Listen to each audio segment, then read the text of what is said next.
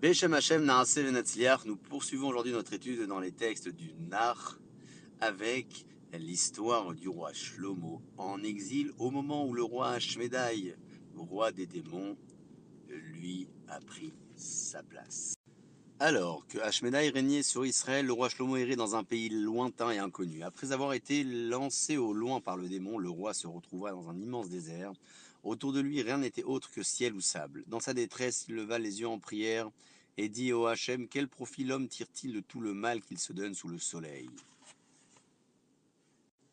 Que me reste-t-il à présent? Qui pense à moi? Je suis le roi d'Israël, mais j'en ai absolument plus l'avantage ni l'intérêt de porter ce titre.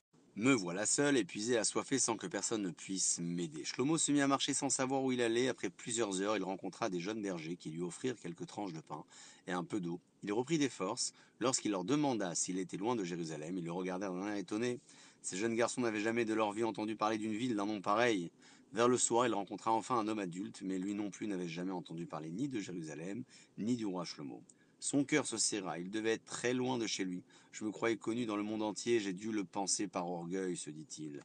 Longtemps le roi erra d'un endroit à l'autre, il marcha dans les chemins à peine tracés, il dut souvent se frayer un passage parmi les ronces, ses souliers se trouèrent, ses habits s'accrochèrent aux épines et se déchirèrent. Tout son corps était plein d'écorchures. Un jour, enfin, il arriva dans un village, au bout de force et creusé par la faim, il frappa à la première porte qu'il rencontra. Je suis le roi Shlomo, dit-il aux habitants de la maison. Je régnais en Israël quand soudain un drame s'est produit. J'ai été chassé de mon trône et renvoyé dans un désert où je me suis égaré. Je vous en supplie, aidez-moi à revenir dans mon palais et je vous en récompenserai largement. Les gens se plaignirent en l'entendant parler. Personne dans ce village ne crut que ce pauvre mendiant qui se prenait pour un roi, mais ils lui donnèrent un peu de pain et Shlomo continua à vagabonder jusqu'à ce qu'il arriva dans une grande ville. Cette fois, lorsqu'il frappa à la porte d'une des maisons, il s'expliqua plus longuement. Je suis le roi Shlomo. Ashmédaï, le roi des démons, m'a chassé loin de mon palais.